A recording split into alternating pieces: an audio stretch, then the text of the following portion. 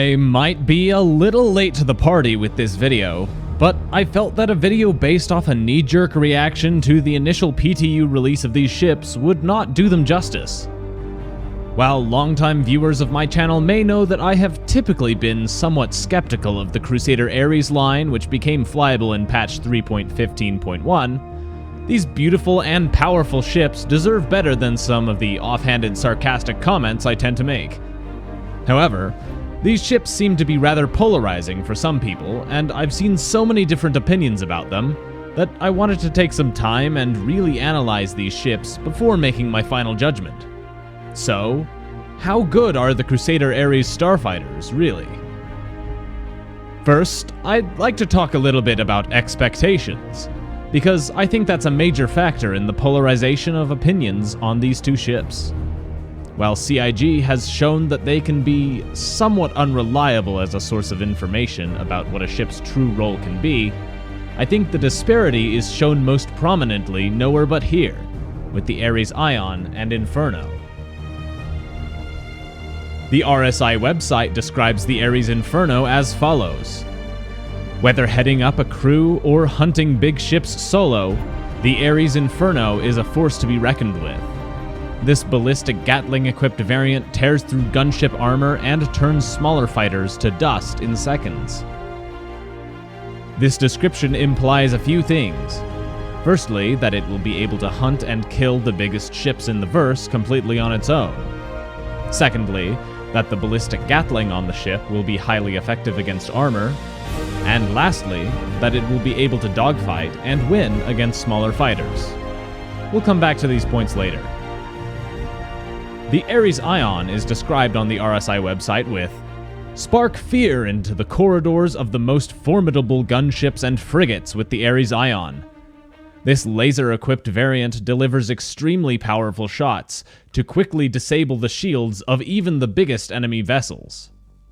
While perhaps not quite as misleading as the Inferno, it promises that the Ion's gun will be able to quickly and easily disable even the most robust of shields, specifically mentioning gunships, which could indicate the equally newly released Aegis Redeemer, and frigates, which could reference the Aegis Idris. Many of the videos and showcases that I've seen featuring these ships have been of them firing on a stationary target, hitting a single part of the shield and hull while sitting still. While definitely a way to showcase the undeniable power these size 7 guns wield, I feel that it's a bit disingenuous as a demonstration of the true combat power of the ship. Even the showcase of the Ares during the Whitley's Guide this past IAE showed the Ion killing an Idris in only 1 or 2 shots, which is a gross misrepresentation of the actual performance of the ship. Let's look at how these ships actually perform on paper first. Both Ares carry a default missile payload of 12 size 3 missiles held in a bespoke internal magazine. Additionally, they carry a customizable size 5 missile rack on each wing, capable of holding a single size 5 missile, 8 size 2 missiles, or anything in between. Quite a good missile payload.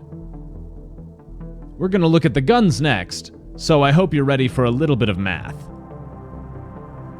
The bespoke size 7 SF-7B ballistic Gatling carried on the Inferno fires at 1,300 rounds per minute, dealing 219 damage per shot for a total DPS of 4,740. Fully stocked, the ship carries 3,800 total rounds of ammunition, giving you almost 3 minutes of total firing time. While the gun has a maximum range of 2,800 meters, damage will be greatly reduced against smaller targets past 1,500 meters due to the high spread of the gun, causing fewer rounds to find their target. Past 2,000 meters, you will seriously struggle to hit much of anything outside of the largest of ships. Additionally, because the Inferno lacks energy weapons, you need not have any power attributed to your weapon capacitors, allowing you to invest more power into shields and engines. This effectively makes it tankier than the Ion. However, due to the nature of ballistic weaponry, you will need to return to a port to restock your ammunition rather often. The bespoke Size 7 SF-7E laser cannon carried aboard the Ares Ion fires at 38 rounds per minute, or approximately one shot every 1.58 seconds, dealing 5,920 damage per round, for a total DPS of 3,749. However, due to the capacitors on the ship, it can only fire a total of 16 shots before needing to recharge, giving you approximately 25.26 seconds of sustained fire. With a recharge delay of 2.25 seconds and a charge time of 8.61 seconds, what we end up with is a total delay of 10.86 seconds between emptying your magazine and having a full one again. This effectively means you can only fire a total of 31 rounds during the first 60 seconds of an engagement, and even fewer shots per minute over an extended engagement. Over a long period, the average works out to be around 26 rounds per minute. This makes the effective DPS only 2,622 in a drawn-out engagement. However, these numbers are based on an equal power distribution spread. Due to the Ion carrying an energy weapon, you can dramatically increase performance with extra investment into weapon power through the power triangle. Both of these ships carry 2 Size 2 shields, 2 Size 2 power plants, and 3 Size 2 coolers. Both are equipped with Size 2 quantum drives and hold 5,000 liters of quantum fuel, fully double that of the Vanguard series, the closest competitors in the heavy fighter class. So, for a ship of this class, they have fantastic range. It is also interesting to note that of the 2 ships, only the Inferno has a 10% hull damage reduction to both energy and ballistic weaponry. This is likely due to how their original concepts were designed. The Inferno was supposed to have heavier armor plating, while the Ion had more shielding. Since armor plating doesn't exist yet, it appears to be represented by the armor reduction. However, the third shield from the Ion was dropped between concept and implementation. Both ships have identical flight stats, with pitch and yaw rates of 30 degrees per second and a roll rate of 115 degrees per second. Cruising speed is 170 meters per second, and maximum speed is 1,120 meters per second. Comparatively, the larger Vanguard series actually handles a little bit better, with pitch and yaw rates of 32 degrees per second and a roll rate of 120 degrees per second. They are a little bit slower though, with a cruising speed of 171 meters per second and a maximum speed of only 1,022 meters per second. On paper, at least, the Ares ships handle more similarly to the MISC Freelancer, as their pitch, yaw, and roll rates are nearly identical. They are also outperformed by ships such as the Mercury Star Runner, Aegis Retaliator, Anvil Hurricane, and Asperia Prowler. As such, smaller and lighter ships such as the Gladius, Arrow, Hornet, Defender, and Buccaneer will have no trouble staying out of sight of that huge main gun, granted they have a competent pilot aboard. Additionally, you might find that while the Ares both have incredibly quick forward acceleration, their other maneuvering thrusters, especially the reverse thrusters, are rather weak, making stopping from high speeds a big problem. This naturally puts a damper on CIG's mention of mowing down smaller ships. While I suppose it's true that an Ares could, in fact, tear a smaller ship to shreds, that does require your shots to actually find their mark. In PvE, with the current piloting skills of the NPC AIs, this is without a doubt a non-issue. In fact, it makes the Ares one of the best ships currently available for solo PvE bounties. But in PvP, you might find yourself getting outflown by a rather interesting variety of unexpectedly quick ships, as the list of ships larger than an Ares that can outfly it is longer than you might think. That brings us along to the topic of hunting those big ships solo, as the Inferno is so confidently stated to do. I suppose it depends on what your definition of a big ship is, but bigger ships usually means bigger guns, and if it's fully crewed, the underwhelming flight stats of the Ares will pose a significant problem when trying to avoid fire from enemy turrets, while returning fire at the same time.